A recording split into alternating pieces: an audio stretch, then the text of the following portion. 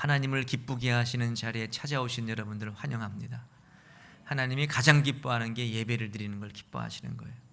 우리를 예배자로 불러주셨고 우리를 하나님의 거룩한 구별된 믿음의 백성으로 세워주셨는데 예배의 자리에 있는 것만으로도 하나님 기뻐하시고 그 자리 가운데 역사하시는 성령의 능력이 함께 하실 줄 믿습니다. 많은 그리스도인들이 겪는 불편한 진실이 있습니다. 참 불편해요. 이게 그 진실이 뭐냐, 여러분, 성경은 뭘 얘기하는 거냐, 이 땅에 있는 수많은 사람들이 어떻게 하면 하나님 나라의 백성이 되고 이 땅에 힘들고 어려운 세상의 삶 속에서 진정한 진리를 붙들고 천국을 소망하는 믿음의 길을 가는가에 대해서 설명을 하고 있고 그 방법을 얘기해 주고 있어요. 그래서 큰 틀에서 보면은 하나님 사랑과 이웃 사랑 그리고 구원의 기쁨을 누리는 복된 믿음의 삶의 모습을 이야기해 주고 있는 거예요. 그래서 우리 모두는 예수 그리스도 안에서 구원받은 믿음의 백성으로 이 땅의 삶을 살아갈 때 해야 될 본분들이 있는 거죠. 그래서 우리는 어떻게 생각하느냐, 하나님의 거룩한 구원의 계획에 따라서 예수 십자가의 사건을 통해 우리 모두가 구원받았으니 그 십자가의 사랑을 힘입어서 내가 좀 더 사랑을 베풀고 내가 관용하고 내가 인내하고 하나님을 기쁘게 하는 믿음의 일들을 내가 잘 감당해야 되겠다. 그 결심과 다짐을 가지고 우리 모두는 신앙의 길을 걸어가고 있는 거예요. 근데 여러분, 현실은 어때요? 잘 됩니까? 안 됩니까? 잘 안 됩니다. 저도 잘 안 돼요. 좀 더 겸손하고 낮아진 믿음의 모습으로 예수 그리스도 걸어가는 그 길을 따라가야 되는데 잘 안 돼요. 좀 감사와 기쁨이 오래 가질 못해. 잠시 잠깐은 감사하고 기쁨을 하나님 앞에 올려드리는데 그게 꾸준히 이어지지 못하고 하나님의 거룩한 뜻을 신실하게 붙들지 못해요. 그리고 그냥 그 마음도 그냥 하루가 다르게 변할 때가 많이 있어요. 왜 이런 일이 자꾸 반복되어지고 신앙과 믿음의 길을 걸어가는 우리에게 이러한 일이 생기는 걸까? 의지가 약해서이기도 하고 우리의 믿음의 본분과 신앙의 깊이가 깊지 못해서 일어난 현상일 수도 있습니다. 우리가 그걸 부정할 수는 없어요. 의지가 약해, 믿음이 부족하니까 그런 일이 벌어져 라고 그렇게 이야기할 수도 있어요. 근데 오늘 바울은 그런 측면보다는 더 근본적인 문제를 우리에게 이야기하고 있어요. 의지의 문제가 아니다. 결단과 결심의 문제가 아니다. 의지가 약해서, 결단이 약해서, 결심이 약해서 하나님의 거룩한 말씀으로 살아가는 것이 안 되느냐, 그게 아니라는 겁니다. 본성의 문제예요. 본성의 문제.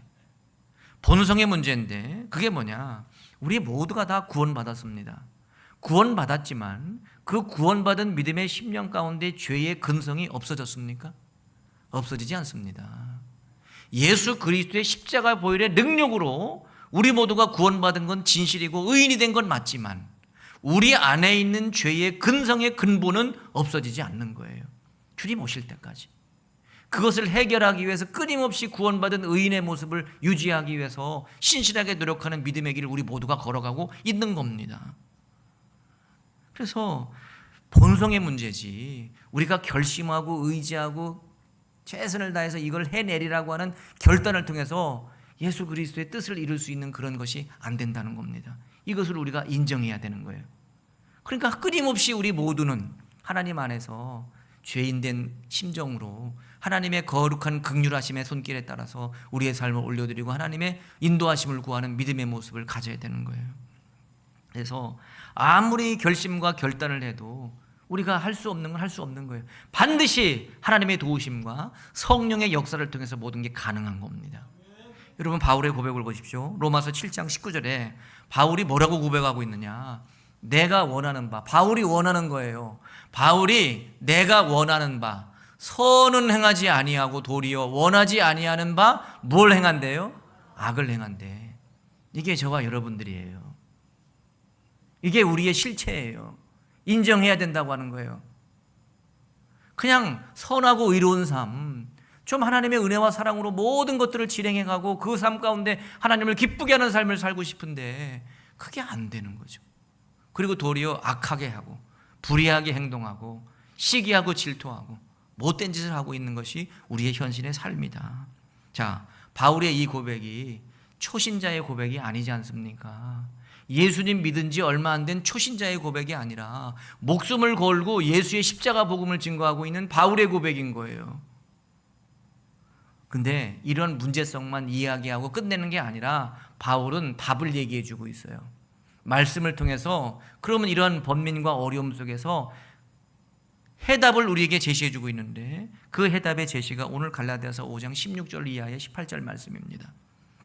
오늘 이 본문의 말씀에 들어가기 전에 민수기 11장 말씀과 함께 연관지어서 한번 생각해 보려고 그래요.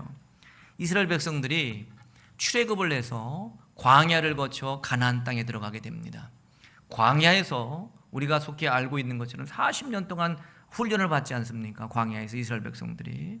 어쨌든 그 광야의 삶 자체가 쉽지는 않은 삶입니다. 집이 있습니까? 아니면 거처가 있습니까? 아니면 뭐 경작지가 있습니까? 그냥 떠돌아다니는 겁니다, 광야에서. 그런데도 불구하고 하나님의 인도하심과 보호를 받게 돼요. 구름과 불기둥으로 보호를 받고 먹을 것을 때마다 하나님께서 내려주셔서 만나를 통해서 풍족하게 먹게 했죠. 근데 백성들이 그런 하나님의 은혜와 인도하심을 받았음에도 불구하고 뭐 하기 시작해요? 불평하기 시작해. 하나님을 향해서 원망하기 시작해. 만나가 지겹다는 거예요. 그러면서 뭐라고 얘기하냐면 장막에 서서 다들 질질 짜고 울어. 그러면서 하나님을 원망해. 애굽에는 오이도 있고 생선도 있고 마늘도 있고 파도 있고 야채도 많은데 이건 뭐야? 광야에 와서 우리가 뭐 한다고 여기에 와가지고 이 짓거리 하고 있나? 그러면서 막 원망하고 그냥 투정하고 하나님을 향해서 못된 짓을 하고 있는 겁니다. 이 소리를 누가 들었느냐? 모세가 들은 겁니다. 아니 여러분, 모세의 입장에서는 어떻습니까? 아니 자기의 목숨을 걸고 애굽의 바로 왕에게 찾아가가지고 니네들 구출해 주려고 그렇게 해갖고 그냥 우여곡절 가운데 이 광야 땅에 와가지고 하루하루 하나님의 은혜로 살고 있는데 하나님 앞에 감사하기는커녕 이런 짓거리를 하고 있어? 얼마나 마음의 상처와 그 심령이 복잡했겠습니까? 그 상황 가운데 이 모세가 하나님 앞에 뭐라고 호소를 하고 있냐면 죽여주라고 얘기하고 있어요. 하나님, 나를 죽여주십시오. 모세가. 민수기 11장 14절 이하의 15절입니다. 책임이 심히 중하여 나 혼자는 이 모든 백성을 감당할 수 없나이다. 주께서 내게 이같이 행하실진대 구하옵나니 내게 은혜를 베푸사 즉시 나를 어때요? 죽여. 나를 죽여 내가 고난당함을 내가 보지 않게 하옵소서. 죽여주세요. 모세가 죽여달라고 하고 있어요. 백성들은 울고불고 짜고 투정을 부리고 불평하고 원망하고 있지. 모세는 지금 한가운데 서서 지금 탈진된 상태로 영적으로 바닥을 치고 있고, 그러니까는 이 상황 가운데 하나님이 모세를 긍휼히 여기시고 위로해 주시는데 이 모세의 이 부르짖음 앞에 하나님이 어떻게 위로해 주시느냐? 하나님이 모세에게 야, 더 열심히 기도해. 야, 성령의 충만함을 너에게 줄게. 이런 얘기 안 합니다. 이런 얘기를 통해서 모세를 위로하는 게 아니고 모세에게 뭐라고 얘기하냐면 백성의 장로들과 지도자들 70명을 좀 뽑아가지고 회막 앞으로 모이게 해. 이렇게 얘기해요. 백성들의 장로들과 지도자들을 70명을 뽑아가지고 회막문 앞에 모이게 해라 라고 얘기해요. 70명이 회막 앞에 모였는데 하나님이 구름 가운데 쫙 강림하셔가지고 모세에게 임한 성령을 거기에 있는 70명의 사람들에게 다 부어주셨어. 부어주셔가지고 그 순간 어떤 일이 일어났느냐? 거기에 모인 70명의 사람들이 예언을 하기 시작하는 거예요. 하나님의 말씀을 부여받고 성령의 능력으로 예언하는 역사가 그 회막 문 앞에서 벌어졌어. 놀라운 체험의 역사가 있었던 겁니다. 구약시대에는 특별한 사람에게만 성령이 임했다고 지난주에 말씀드렸잖아요. 근데 그 구약시에도 대규모의 사람들인 70명의 사람들이 성령에 임한 사건이 있었다는 거예요. 근데 흥미로운 사실이 있었는데 그 70명의 사람들 가운데 70명의 명단에 있었는데 안 온 사람들이 2명이 있었어. 2명이 있었는데 엘닷과 메닷이라고 하는 2명의 사람은 모세가 모이라고 하는 그 회막문 앞에 모이지 않았어요. 왜 안 왔는지는 몰라. 근데 더 놀라운 건 어떤 거냐? 모이지 않고 그냥 자신의 그런 삶의 자리에 있는 그 2 사람에게도 성령이 똑같이 임했어. 그러면서 그들에게도 예언의 역사가 있게 된 겁니다. 근데 옆에서 종살이하고 있는 사환이 이 2 사람이 회막에도 안 갔는데 예언을 하고 막 뭐라고 얘기하는 걸 듣고 깜짝 놀래갖고 누구한테 가서 고했냐면 여호수아한테 가서 얘기해줘.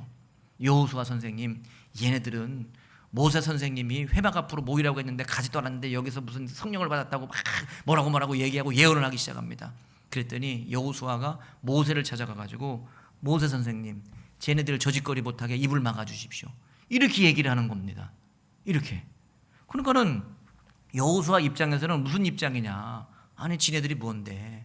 아니 모세 지도자가 모이라고 하는 곳에 모여서 성령의 역사에서 그 가운데 하나님의 은혜가 임하는 거지, 지네들이 뭔데 거기에 서서 지들 마음대로 그렇게 성령을 받았다고 예언을 하고 그런 일을 하나, 이렇게 생각하고 있는 거예요.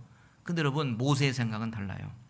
여러분, 성령의 역사는 지난번에도 말씀드린 것처럼 준비되어진 자에게 임한다고 성령의 역사를 말씀드리면서 말씀에 분명히 세워진 자, 진실하게 회개하고 기도하는 자에게 성령이 임하는데, 이렇게 성령이 임하는 성령의 역사가 어떤 특정한 공간이나 특정한 무리들이나 특정한 환경 가운데 성령이 임하는 게 아니라고 말씀드렸어요.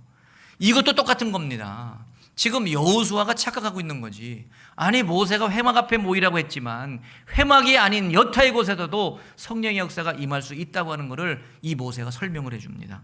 그러면서 모세가 11장 29절의 민수기, 모세가 그에게 이르되 내가 나를 두고 시기하느냐. 사실 여호수아는 모세 선생님의 권위가 있지. 선생님이 있는 그 자리에서 성령을 받아서 예언을 하든지 하나님의 일을 감당해야 맞지, 지네들이 뭔데 거기에서 지들 나름대로 그렇게 하고 있나. 이 여호수아는 또 그 생각을 갖고 있었던 거죠. 근데 모세가 생각하는 건 뭐냐? 모세가 그에게 이르되, 여호수아에게 내가 나를 두고 시기하느냐. 여호수아야, 너 왜 시기해?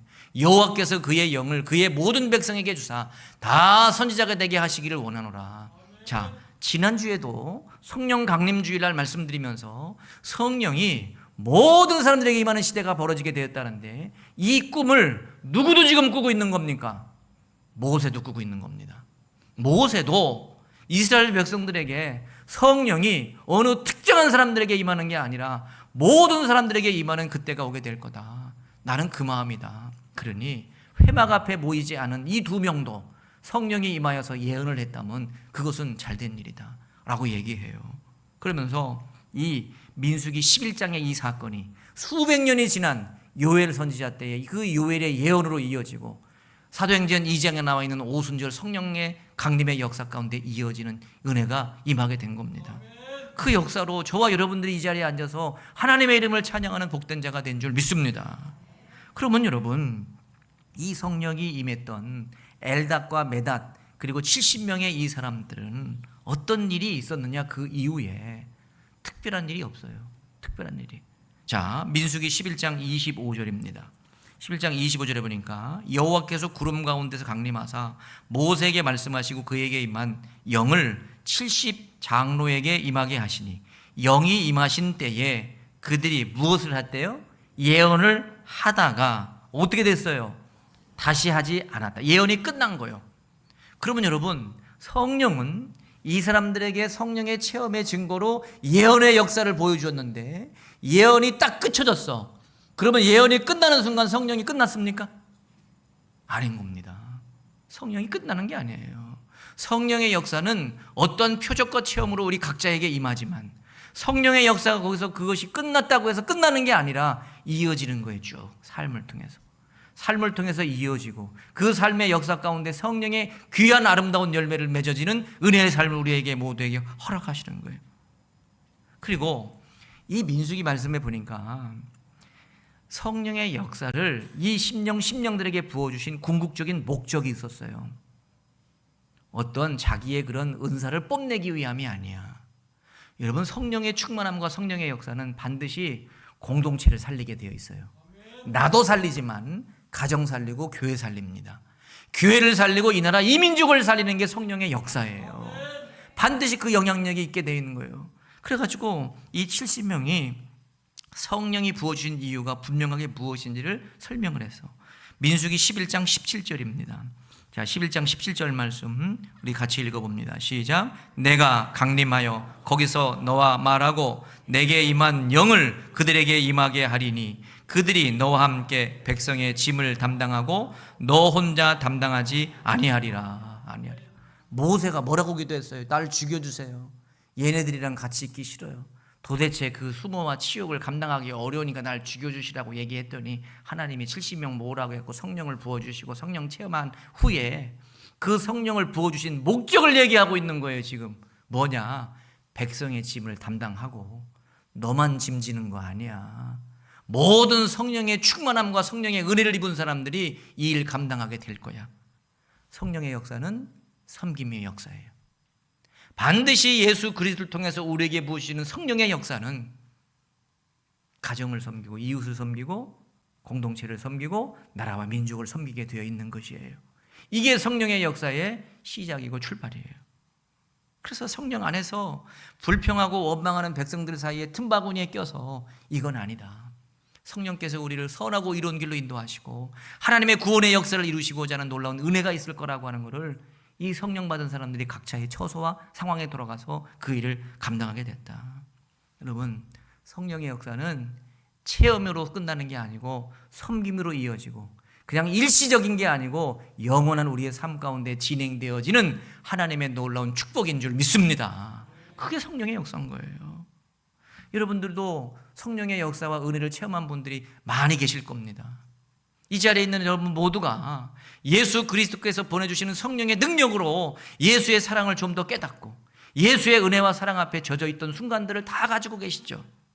너무나 귀한 체험이고 소중한 순간들이었습니다. 근데 그 체험 이후의 삶은 어땠냐는 겁니다. 여러분 각자가 예수 그리스도를 통해서 성령의 은혜를 체험했는데 그 체험한 이후의 삶은 어떻게 됐냐는 거예요. 사랑이 좀 깊어졌습니까? 좀 사람들한테 좀 관용을 베풀고 자비의 마음이 들고 불쌍하고 힘든 이웃들을 보면 긍휼한 마음을 갖고 그런 마음들이 생겼습니까? 좀 내가 나를 희생하고 나를 내려놓고 무언가 다른 사람을 위해서 나를 내려놓고 주저앉을 수 있는 그런 마음을 갖고 있었냐는 겁니다. 여러분, 성령은 반드시 그런 믿음의 열매를 통해서 우리의 삶 가운데 그 일들을 드러나게 되어 있어요. 성령은 매일같이 우리의 삶 가운데 역사하시는 그 열매들을 통해서 은혜를 우리에게 부어주시는 거예요. 근데 솔직히 이게 안 되는 거예요. 우리가 이게 안 되는 겁니다. 그 이유를 지금 바울이 설명하고 있는 거죠. 야, 우리 모두가 다 구원받았고 예수님의 십자가의 사랑으로 천국을 소망하는데 왜 이거는 안 되냐는 겁니다. 왜 그리스도인답게 삶을 살아내지 못하는 거 아닌가요? 왜 그러냐? 이유를 지금 바울이 설명하고 있어요. 갈라디아서 5장 16절 이하 18절입니다. 오늘 본문 말씀인데 같이 읽어봅니다. 시작. 내가 이르노니 너희는 성령을 따라 행하라. 그리하면 육체의 욕심을 이루지 아니하리라. 육체의 소욕은 성령을 거스르고 성령은 육체를 거스르나니 이 둘이 서로 대적하므로 너희가 원하는 것을 하지 못하게 하려 함이니라. 너희가 만일 성령의 인도하시는 바가 되면 율법 아래에 있지 아니하리라 라고 되어 있어요. 자, 소욕이라고 하는 이야기를 하고 있는데 소욕이라고 하는 이 말의 의미는 뭐냐? 갈망이에요. 갈망. 그 다음에 열망, 충동 이런 거를 소욕이라고 얘기해. 그래서 좋은 방향의 의미로 이 단어를 쓰게 되면 강한 열정, 반드시 내가 그걸 이루어야 되겠다는 열정, 이게 소욕에 대한 좋은 표현이고, 나쁜 방향으로 이 소욕이라고 하는 단어를 쓸 때는 욕망이에요. 욕심. 자기 것만 챙기고 자기 생각만 관절시키려고 하는 그런 탐심이에요. 육체는 자기 자신을 향해서만 끌어당겨요. 우리를. 성령은 하나님을 향하여 우리를 끌어당기는 거예요. 이 두 마음이 항상 우리의 심령 가운데 있어서 늘 싸우고 있는 거예요. 오늘도 대부분의 성도님들이 주일이니까 오늘 나와서 예배를 드리고 하나님 앞에 경배해야지 라고 하는 마음으로 대부분 오셨을 텐데 오지시 못한 분들이 있어. 반드시 마음속에 번민이 있었겠지. 교회를 가야 되나 말아야 되나. 오늘 급한 일이 있는데 어떻게 할까? 오늘은 좀 쉬고 다음 주에 가면 되지. 이런 마음을 갖고 있을 때 아니지. 그래도 주일인데 주일을 지키는 게 좋지. 라고 하는 마음이 있어서 반드시 그 마음 가운데 오신 분이 있고 오시지 않은 분이 있는 겁니다. 이 두 마음이 시시각각 우리의 삶 가운데 충돌이 일어나고 그 가운데 우리 모두가 선택을 하고 그 길을 가고 있는 겁니다. 어떤 경우는 내가 오늘은 절대 화를 내지 말아야 되겠다 라고 생각했는데 화를 내고 있어. 지금 내가 절대 부정적인 얘기하고 나쁜 얘기는 하지 말아야 되지라고 생각했는데 그 얘기를 하고 있어. 그리고 내가 참 누구를 용서해야지 라고 하는 마음이 생겼는데 그 사람 보니까 그냥 정내미가 똑 떨어졌어. 이런 거예요. 이런 거. 이게 지금 이 마음이 우리 안에 늘 있는 거 이게. 내가 오늘은 좀 말씀을 더 많이 보고 그 말씀을 좀 묵상하고 기도 시간을 더 확보해야지 라고 하면서 핸드폰 쳐다보고 있어. 아니면 TV를 보고 있든지 누워서 잠을 자. 이런 거예요. 여러분, 우리 모두가 이 두 소욕의 전쟁이 굉장하고 거창한 게 아닙니다. 사소한 우리의 일상의 삶 가운데 벌어지는 사소한 일부터 시작되는 겁니다. 내가 육체의 소욕과 성령의 소욕이 항상 막 이게 싸움이 일어날 때 내가 그냥 굉장한 걸 통해서 이걸 이겨나가야 되지, 그게 아닌 거예요. 소소하고 별 볼 일 없는 작은 것부터 시작할 때 성령의 소욕으로 우리의 삶을 이끌어갈 수 있다라고 하는 거예요. 매일이 전쟁인 거죠. 그러면 이 육체의 소욕을 이기고 성령의 소욕을 따라가야 될 텐데 많은 분들이 열심히 나름대로 노력하시려고 하겠죠. 어떤 의지도 표현하고 결단도 표현하고 또 결심도 하고 이렇게 하겠죠. 근데 그게 우선이 아니라고 바울은 얘기하는 거예요. 결심도 하지 말고 결단도 하지 말고 의지를 표현하라는 말이 아니라 그게 우선이 아니라고 얘기해요. 바울은 뭐가 우선이냐. 자, 성경은 우리에게 얘기합니다. 갈라디아서 5장 16절입니다. 갈라디아서 5장 16절 말씀 보세요. 같이 읽어봅니다. 시작. 내가 이르노니 너희는 성령을 따라 행하라. 그리하면 육체의 욕심을 이루지 아니하리라 라고 되어 있어요. 바울이 뭐래요? 기도 많이 하래요? 결심을 하래요? 결단하래요? 뭘 끊어내래요? 뭐라고 얘기하는 거예요 지금?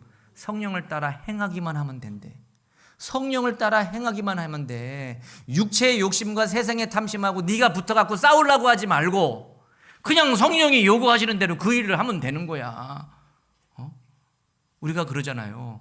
불의하고 악한 사람들하고 대적해서 싸우는 그런 상황도 있어. 그러면 그 현장에 가가지고 우리가 막 싸워. 근데 대부분 싸운다고 뭐가 됩니까? 그 불의하고 악한 것을 무찌르기 위해서 뭔가 싸워서 뭔가를 성취하는 그런 결과도 있겠지. 근데 성경에서 이 얘기하는 진리는 뭐냐? 싸움이 문제가 아니라 그거보다도 네가 그냥 의롭게 살면 돼. 성령의 소욕대로 작은 거지만 실천하고 순종하면서 그 길 가면 이 불의하고 악한 것들은 자동적으로 미뤄지고 없어져 버리게 돼.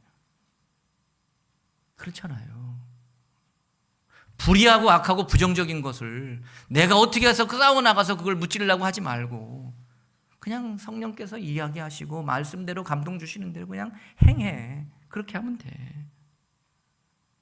마치 빛이 들어오면은 어둠이 싹 사라지는 것처럼 성령을 통해서 우리에게 사소한 거지만 감동 주시고 마음속에 은혜를 주실 때 그 자리에 그냥 앉아 있기만 해도, 네가 무언가 육체의 욕심과 소욕을 위해서 싸우지 않더라도 그냥 성령의 자리에 앉아 있기만 해도 그 육체의 소욕들은 사라져버려.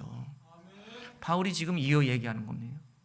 얼마나 편합니까? 저와 여러분이 막 나가서 싸우려고 하지 말고 나의 신앙의 본분에서 신실한 은혜의 자리를 지키고만 있어도 하나님께서는 그 육체의 소욕을 무찔러 주신다. 성령의 인도하심 따라서 하나님 앞에 가까이 가려고 그냥 내 노력만 해도. 그래서 여러분, 성령을 따라가는 행하는 삶, 그것은 구체적으로 뭐냐? 여러분, 성령을 따라서 행하는 삶은 결국은 누가 하느냐? 성령을 우리가 만들어낼 수는 없어요. 저와 여러분이 성령을 만들어낼 수는 없습니다. 그래서 성령을 만들어낼 수 없어서 우리의 안에서 역사하시는 성령의 감동과 감화가 있어.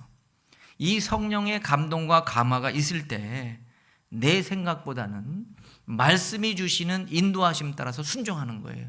이게 성령의 따라함이에요. 내 감정이 있고 내 의지가 있지만 그거 내려놓고 성령이 마음에 감동 주실 때 그것에 따라서 내 삶을 드리는 거예요. 그 통치와 인도하심을 인정하고 그 길 가는 거예요. 이게 성령 따라 행하는 삶이에요. 그래서 내 욕심과 내 생각보다는 하나님이 기뻐하시고 하나님이 원하시는 일이 무엇일까를 생각하는 거예요. 그래서 결국 성령이 주도하시고 성령이 내 안에 말씀하시고 감동 주시는 일을 내가 따라서 그냥 쫓아가는 거예요. 내 형편을 내려놓고 내 생각과 내 의지 같은 거 내려놓고 그냥 한 걸음 한 걸음 하나님이 원하시는 길로 그냥 따라가는 거예요. 이게 바로 성령 따라서 역사하시는 거예요. 어떤 분들은 역으로 이렇게 얘기하시는 분이 있습니다. 아니 목사님, 성령 따라 행하는 삶을 잘 관철시키려면은 규칙을 세워야죠. 규칙을 세우고 원칙을 세우고 이거는 해, 이거는 하지 마라, 이거는 해, 이거는 하지 마라. 이런 규칙과 원칙을 세워가지고 똑바로 살아갈 수 있도록 얘기를 해야 되죠. 라고 주장하시는 분이 있습니다. 근데 다분히 율법적인 방식입니다. 이거는 율법적인 방식이에요. 자, 갈라디아서 5장 18절에도 분명히 얘기합니다. 보세요. 너희가 만일 성령의 인도하시는 바가 되면 율법 아래 있지 아니하니라 라고 되어 있어요. 여러분, 우리가 차를 몰고 도로에 나가면 뭐가 있어요? 표지판이 있지. 여기는 60km입니다. 여기는 80km입니다. 오른쪽으로 가면 서울을 가고 직진으로 가면 부산을 갑니다. 이런 표지판들이 다 나와 있어. 이 표지판은 무언가 기준을 제시해 주죠. 어떻게 가고 어떤 방향으로 가고 어떤 속도로 가고 어떻게 하라고 다 기준을 제시해 주는 거예요. 표지판이. 이 표지판이 뭐냐? 율법이에요. 이 표지판이 율법입니다. 어떤 방향이나 속도를 결정하죠. 근데 실질적으로 속도를 내고 방향을 틀어서 우회전을 할지 좌회전을 할지 직진을 할지 유턴을 할지는 누가 결정하는 거예요? 운전자가 결정해. 운전하는 사람이 결정하잖아요. 운전하는 사람이 결정하지만 그 결정의 주관자는 누구냐? 성령이시라는 거죠. 우리의 생각과 마음을 주장하시는 성령께서 결정하신다. 그래서 바울이 얘기하는 거 뭐냐? 성령의 인도하시는 바예요. 이게 만일 성령의 인도하시는 바가 되는 사람은 율법을 지켜가면서 그것의 기준에 의해서 뭔가 의로움 드러내고 성령의 은혜를 따라 사는 사람이 그 삶을 통해서 큰 은총을 베푸는 그런 삶이 나타날 수 없다. 그냥 성령의 인도하심 따라서 주님 주시는 감동으로 그 믿음의 길 걸어가는 거다라고 하는 거예요. 우리가 이 성령의 인도를 따라가는 것이 어떻게 보면 막연하게 들릴 수도 있지만 대부분 성령의 인도하심과 그 소리가 무슨 막 천둥 번개 치듯이 임하는 게 아니에요. 과거에는 큰 선지자들을 부를 때나 아니면 뭐 큰 인물을 부를 때는 그렇게 그런 방법을 썼을 수도 있지. 근데 지금은 대부분 그렇지 않아요. 대부분 세미한 음성 가운데 우리를 부르시고 조용한 가운데 우리의 마음 가운데 감동을 주시고 은혜를 부어주시는 것이 성령의 인도하심이에요. 거창하게 얘기하는 거는 꾸며서 얘기하는 게 더 많아. 그냥 순간적으로 우리에게 그냥 매일매일 그냥 자연스럽게 얘기하시는 거예요, 성령은. 그래서 오늘은 이런 행동을 하지 말아야 되겠다. 이건 뭐예요? 성령이 주시는 마음인 거예요. 오늘은 그냥 거기까지만 해. 오늘은 그냥 말하지 말고 그냥 거기까지만 해. 아니, 저분이 좀 힘들어 보이네. 가서 위로와 격려의 말이라도 한번 해주면 어때? 이 순간순간적으로 우리에게 주시는 성령의 마음이에요. 세미한 가운데 하나님이 원하시는 일들이니까. 근데 문제는 뭐냐? 우리 모두가 이 성령의 세미한 음성과 목소리를 듣지 못하느냐? 대부분 듣습니다. 대부분 들어요. 근데 그 소리보다 어떤 소리를 더 크게 듣는 거냐? 육신의 소욕의 말을 더 크게 들어요. 대부분. 그래서 누군가에게 내가 도움이 필요해서 저 사람을 가서 내가 좀 위로해 줄까? 그 마음이 있어도 한쪽에서 뭐라고 했냐면 네가 뭔데 뭐 콩나라 배나라 가서 참견하고 또 그냥 그거 갖고 얘기해. 괜히 얘기해가지고 너만 피해봐. 그런 일 하지 마. 그냥 너나 잘 돼. 너나 잘 살면 돼. 이런 마음이 또 있는 거지. 그 소리가 더 크게 들리는 거예요. 그 소리가. 여러분, 그렇지만 반드시 우리가 성령의 소리와 육신의 소리가 들려질 때 바로 판단해야 돼요. 하나님이 원하시고 기뻐하시는 일이라고 생각하면 즉각 순종해야 돼요. 그래야 이걸 안 뺏겨. 그래야 이걸 성령의 인도하심 앞에 온전히 순종하며 갈 수 있어.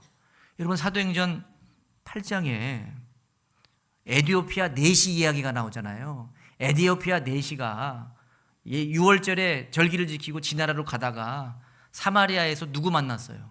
빌립 집사님을 만나잖아. 빌립 집사님을. 근데 빌립 집사님을 괜히 만난 게 아니고 빌립한테 뭐가 역사했어요? 성령이 역사했어. 그래가지고 빌립한테 뭐라 그랬어요? 에디오피아 내시에 가라.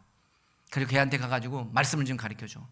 근데 이 에디오피아 내시한테 가는 이 사마리아의 빌립 집사가 탱자탱자 놀면서 휴게소 다 들르고 가서 쉬면서 그냥 천천히 갔습니까? 아니잖아요. 그냥 성령의 역사가 임했을 때 즉각 달려갔다고 그랬어. 성경에 달려가가지고 에디오피아 내시를 만나가지고 말씀을 풀어서 설명할 때 거기에서 성령이 임해서 세례를 받고 하나님의 영광이 임하게 됐다. 이 소리가 다 들리는 겁니다. 우리 모두에게도, 저와 여러분들에게도 순간적으로 수도 없이 이런 세미한 성령의 소리가 들릴 때 밀어놓으면 안 돼. 바로 즉각 순종해야 돼요. 그래야 육체의 소리 앞에 묻어지지가 않는 거예요. 그래서 그 은혜가 임하게 되는 거예요. 그리고 여러분, 우리가 이 육체의 소욕과 성령의 소욕이 우리 안에 다 범민하고 있을 때 그냥 혼자라고 생각하지 마시고 성령이 함께 하십니다. 반드시 성령이 함께하여서 역사합니다. 자, 갈라디아서 5장 17절 말씀. 육체의 소욕은 성령을 거스르고 성령은 육체를 거스르나니 이 둘이 서로 대적함으로 너희가 원하는 것을 하지 못하게 하려 함이라. 이게 항상 우리의 마음 상태예요. 이 17절이 우리의 마음 상태야. 항상. 근데 이런 상황이라고 해서 너무 절망하고 시리에 빠지고 그냥 주저앉지 마. 걱정하지 마. 뭐라고 얘기하느냐? 성령이 우리 안에서 함께 싸우고 있어. 예수 그리스도를 구원자로 모시는 그 순간 성령이 우리 안에 오십니다. 성령이 우리 안에 오셔요. 그래서 성령이 우리 안에서 같이 역사하시는 거예요. 역사. 자, 로마서 8장 26절입니다. 자, 로마서 8장 26절 말씀 우리 같이 읽어봅니다. 시작. 이와 같이 성령도 우리의 연약함을 도우시나니 우리는 마땅히 기도할 바를 알지 못하나 오직 성령이 말할 수 없는 탄식으로 우리를 위하여 친히 간구하시느니라. 아멘, 아멘. 제가 이 26절을 보면서 이 말은 무슨 얘기일까? 이와 같이 성령도 우리의 연약함을 도우시나니. 그래, 성령이 우리를 돕지. 우리는 마땅히 기도할 바를 알지 못하나 오직 성령이 말할 수 없는 탄식? 이게 말할 수 없는 탄식은 뭘 얘기하는 거지? 말할 수 없는 탄식. 말할 수 없는 탄식으로 우리를 위해서 친히 간구해 주신대요. 아, 이거구나. 이게 뭐냐면 우리가 기도의 자리에 나가 막 세상이 무너져 내리고 그냥 막 엄청난 충격을 받아가지고 그냥 말문이 막혀. 그냥 예수님 앞에 왔는데 눈물만 나. 이거 어떻게 하면 좋나? 이 상황을 내가 어떻게 헤쳐갈 수 있을까? 도저히 감당하기 어려워가지고 그냥 예수님 앞에 왔는데 그냥 눈물만 나고 그냥 엎드려 있어. 그런 현상이라도 할지라도 성령은 뭐 한다는 거예요? 네가 하고 싶은 얘기를 내가 대신 하나님 앞에 해줄게. 이 얘기입니다. 이 얘기예요. 내가 얘기를 못하는 상황이라 할지라도, 내가 어려움과 고통 가운데 문을 눌려 있어가지고 도저히 일어날 수 없는 상황이라도 말할 수 없는 탄식으로 내가 대신 얘기해 줄게.